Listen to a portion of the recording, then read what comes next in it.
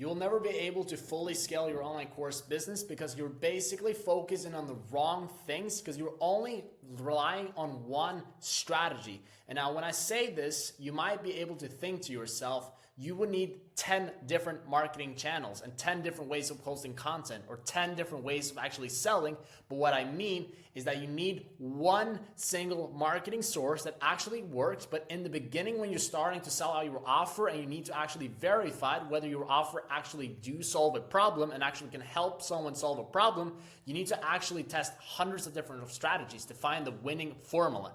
And what I mean by this is that you need to actually start to identify exactly what marketing channels your ideal customers are hanging out on, so you're able to actually utilize those channels in order to test what works for you.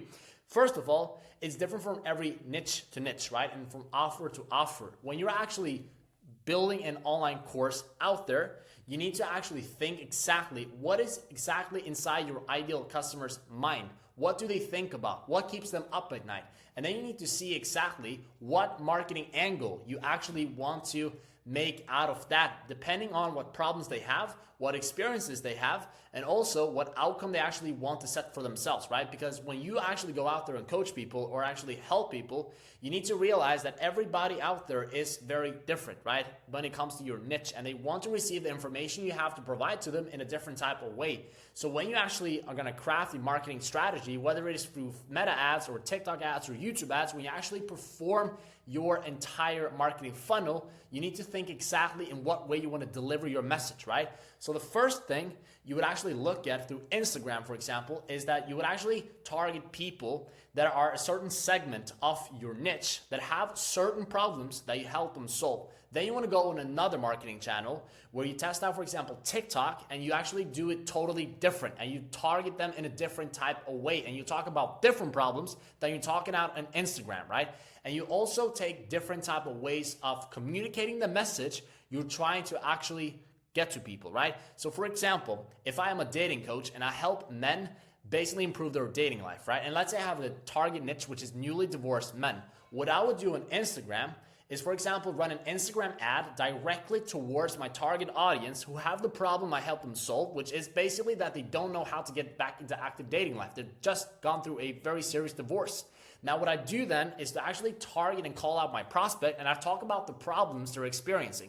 So what I would do is that there's several ways of actually getting their attention, because you need to actually get new eyeballs on who you are and why people should choose you over other people. And what I would do then is to, for example, say something that can actually identify the customer directly by saying, for example, are you a newly divorced man that is experiencing XYZ problem, right? Which can be, for example, are you a newly divorced man that are struggling to get back to the dating life, right? And are just gone through a divorce. That's one way, for example. And another way, for example, another marketing strategy can, for example, be stop relying on dating apps to get new active dates as a newly divorced man and rely rather on social connections, right? So what you're saying here, and this is a different marketing angle, but it's the same message, and you're helping people accomplish the same outcome, which is obviously what you're going to teach them inside your course. So that's basically two different marketing angles right there, two strategies that you need to test and optimize up against. And that's how you figure it out. And the way you figure out what strategy that works, because you need to probably run about 1 to 2 to 3 to 4 to 5 different angles before you find the one winning formula.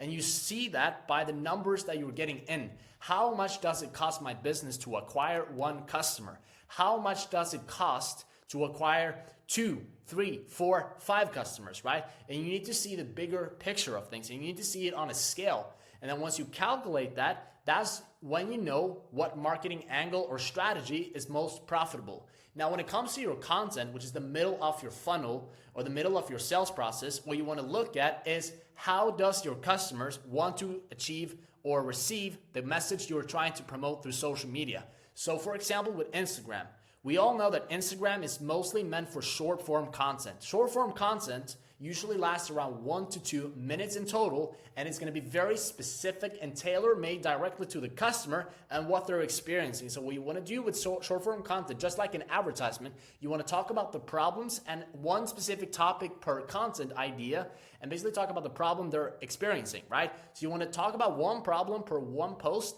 and then basically tell them exactly how they solve their problem. And this is basically what you do, and then you make other types of content posts where you call them out more and you shift their beliefs and their mindset and perspectives about what strategy is the correct one to solve their own problem.